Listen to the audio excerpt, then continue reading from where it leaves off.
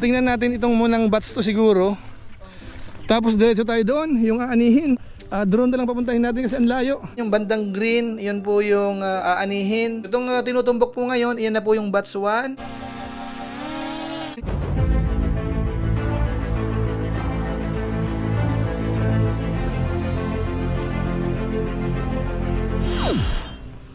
Ayun, shoutout guys. Muli, welcome to my YouTube channel. Ito po si Kajulay, ang inyong katugang, ang inyong kalingap na muling babati po sa inyo ng magandang araw, magandang gabi.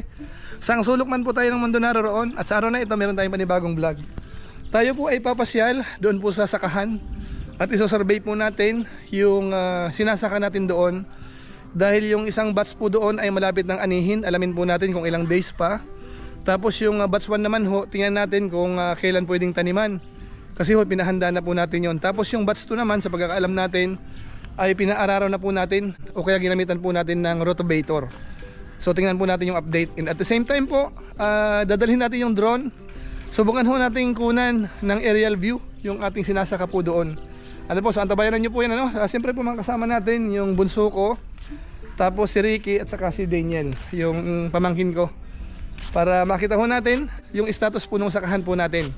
Yan po yung drone na isasama natin. Ayan, first time nating dalhin doon sa doon sa sakahan. Ano po? So tara na po. Tara na. So ayan po, tara na. Alis na po tayo. Yan, sakay tayo ng motor na lang tayo para mas madali.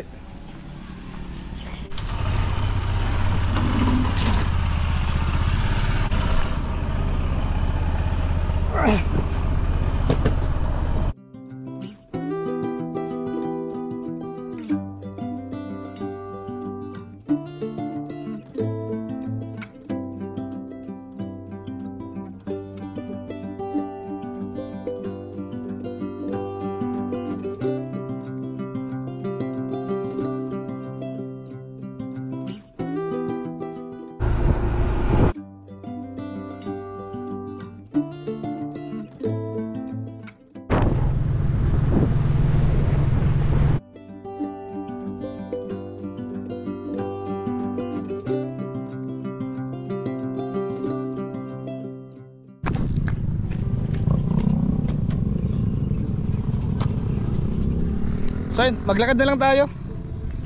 At mas madali siguro. Maliwanag pa naman.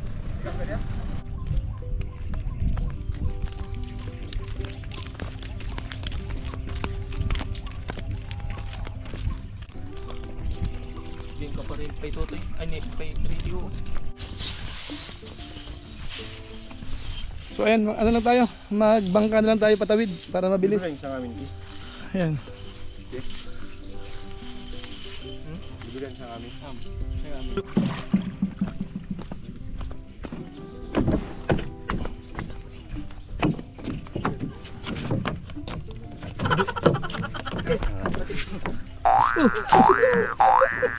Remote mo. Masuwi ba kita? Kado. Ayan. Tawid tayo ng ilog uli.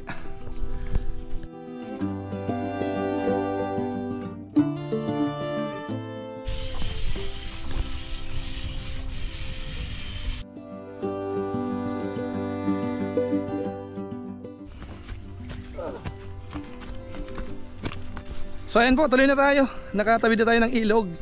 So puntahan po natin yung sakahan. Tingnan natin yung status. Doon sa batch 1, batch 2 at saka yung batch 3. Ano po? So yun. Natanaw natin dito, medyo may itim-itim na po. Doon sa bandaron. So ayan po, dito na tayo sa area. Bali, tapat tayo ng yung sinasaka natin na batch 2. Yan po yung palatandaan, yung puno na yan. Papunta doon. Batch 2 yan hanggang doon. 6 na hektarya po yan, mahigit. Yan, may itik dito. Yan. Dahil bagong ani yung sakahan, yan ang paborito ng mga itik. So ayan po. So ang gagawin natin, tingnan natin itong munang batch to siguro. Tapos diretso tayo doon, yung aanihin. Kasi meron tayong sakahan doon na malapit ang anihin, yung batch 3. 3 hektarya din yon. So tingnan natin, drone na lang papuntahin natin kasi ang layo. Try natin muna dito. Ito muna sigurong batch 2. Pasadahan natin doon. Tapos yung pinakadulo doon, nandun yung yung i-harvest. Bali 3 hektarya yun doon. So tingnan natin kung kayang hanapin ng drone. Tapos banda roon, yung batch 1. Maitim na dahil magtatanim na tayo ng palay sa Friday. 2 days from now, bali tataniman na po natin yan. Hanap tayo ng medyo flat para doon siya mag-take off. Ano? Ito yan. Ayan, punta tayo dito sa may malapit sa irrigation. So yan, na-rotovator na yan kahapon at saka ngayon. So mga yan, mahigit 1 linggo or kulang-kulang 2 linggo dapat matapos na yung pag-prepare para mataniman na natin. Direct seeding po ulit tayo para mas tipid. So siguro dito tayo, itong pinaka-base natin. Ito yung irrigation natin. Yan, tabing ilog tayo. Tapos ito yung sakahan. So subukan natin dito natin ilagay yung drone sa area na to. So ayun, medyo mainit sobrang init. Hapon na siya, yung araw papalubog na pero mainit pa. Ayan, so paliparin natin yung drone. Set off. Ayan, drone. Ayusin mo yung pagbisita. Ako na po yung drone ni Kuya July. Ngayon po ay nasa taas na ako. At marami akong nakikita na i-share po sa inyo. Dito po sa bandang baba, ito po yung sakahan ni Kuya July na tinatawag na batch 2. Yung parang medyo brown, hindi pa po yan naaararo o hindi pa napapasadahan ng rotovator. Yung natatanaw natin din, yung bandang green, yun po yung aanihin, yung batch 2. Pero yung portion lang, hindi po lahat.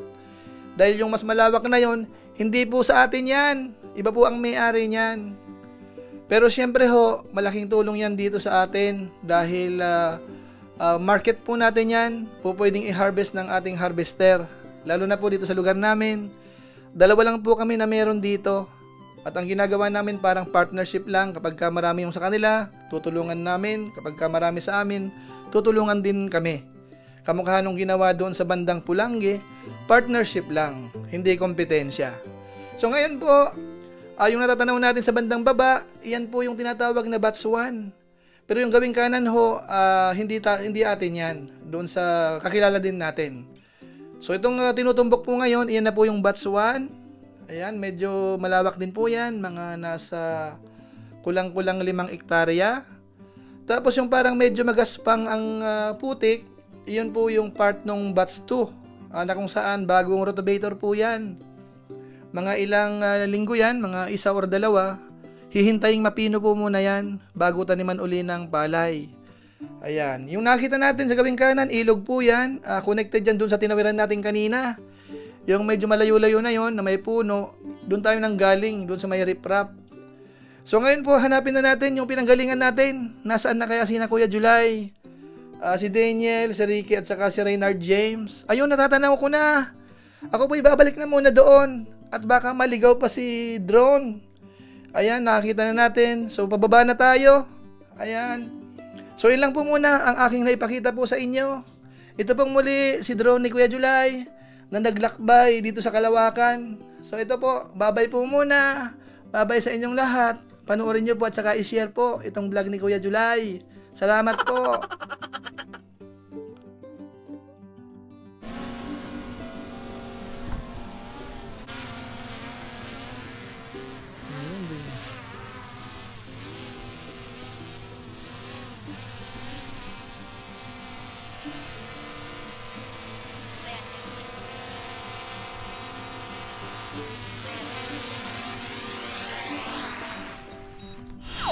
So yun po yung kuha ng drone natin. So, inupisan po natin dito sa batch 2. Ayan, dumiretso tayo dun sa pinakadulo. Tapos konting silip dun sa sa batch 3. So ngayon po, puntahan natin sandali yung batch 1. Gusto kong makita mismo yung yung status kasi tataniman na ng palay yun 2 days from now. Ayan, papadilim na Ito na sa natin, nasa likuran ko. Ito yung parts ng batch 2. Pero inumpisan ng hand tractor. Kaya medyo pino na ho yung yung lupa kung inyo mapapansin Ngayon yung batch 1 natin dito mag-uumpisa. Ito nakita natin masyadong maitim na po ito. So ito po yung nakita natin sa drone kanina, na medyo mas maitim, mas pino. So ayan o, punta natin bandang dulo. Ito po yung tataniman natin. Ito yung unang inaanihan natin, yung batch 1. Kaya kailangan magtanim po ulit tayo. Kasi yung tubig ko masyadong masyadong malayo pa oh. So malaki ang chance na makaani pa po tayo. Kung tayo po ikakaawa ng Diyos, baka sakaling makaani pa tayo. So yan po yan na po yung batch 1 natin. Ayun. Tapos nga pala, dito sa area na ito mga kababayan natin, magpapakabit tayo ng solar pump. Bali may kausap na tayo. In order na po, dumating na sa Maynila. Na lang, i-deliver na po dito sa Bicol. So dito po natin yun ikakabit sa area na to. Gagawin natin back up po yun dito sa irrigation natin, kasi masyadong mahal po yung crudo. So susubukan po natin yung solar pump. Diyan po siya sisip-sip ng tubig papunta rito. Tapos ito po ang papatubigan niya, itong batch 1. At kung sakasakali, pwede namang extend yan sa batch 2, kasi may kanal naman po tayo. So flexible po siya. Pwede natin dalhin doon sa dulo, pwede sa batch 1 dito So napansin po natin, ready na po maraming tubig. Ayan, hanggang dulo po yan. Ito po yung madalas na nabablog po natin. Dalawang irrigation. Tapos yan po yung yung boundary ng batch 1 hanggang doon. Yung katabi po natin dito, naka-ready na rin po siya. Halos kasabayan po natin yan. Mas maganda po yan kapag nagtatanim na sabay-sabay. Dahil kahit po sa mga peste, sa mga naninira ng ng palayan, at least malawak. Hindi lang doon sa palayan natin. So yan po ang kainaman po kapag sabay-sabay. Kapag solo lang po tayo, yan, yari tayo kahit sa mga ibon, maraming madidistract sa tanim po natin. Ayan, kung inyong napansin, yung mga katabi natin ganun din, gumalaw na rin sila. Kahit doon po, gumalaw na rin. So itong part na to, magsasabay-sabay po uli ito. Pagkatapos ito sa batch 1, isunod natin yung batch 2. Tapos yung aanihin doon, pag-iisipan natin kung dapat nating taniman uli or hindi muna. Kasi medyo mababa po yung level po doon. So tansyahin po natin, kapag sa tingin natin ay parang okay pa, taniman uli natin. Pero kapag medyo alanganin, hindi na po muna. Yan po ang gagawin po natin. So balik na po tayo doon sa pinanggalingan natin. Yung mga kasama ko nandoon, nagpapalipad pa yun ng drone. So yan po kababayan po natin, yun po yung update sa ating sakahan po dito sa bandang Bicol. Isa sa pinagkakalibangan po natin dito, magtanim po ng palay, na kung saan katatapos lang po natin mag-anihan nung dalawang batch natin. At meron pa tayong isang aanihin, mga 3 hektarya pa po yun. Bali next week po siguro more or less, aanihin na po yun. So magbibigay din po tayo uli ng update. So siguro po, yan lang po muna ang ating vlog sa ngayon. Pansamantala, paalam po muna si Kuya July. Pero gaya po ng dati, meron lang po muna tayong isa-shoutout.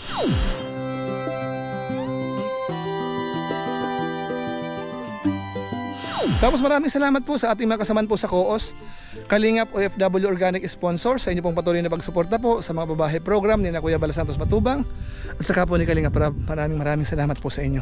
Tapos sa ating mga viewers, lagi pong nanonood sa ating YouTube channel, sa ating Facebook page, maraming salamat po sa inyo. At kung inyo po itong nagustuhan, pwede po nating i-share. So maraming salamat po. So muli, ito po si Kuya July, ang inyong katugang, ang inyong kalingap, na pansamantala nagpapaalam po muna. Kita-kita na lang tayo sa mga susunod ko pang vlog. Maraming salamat sa inyong walang sawang pagsuporta po sa ating YouTube channel. Pagpalain nawa kayo ng Diyos, mabuhay tayong lahat. God bless. Bye-bye!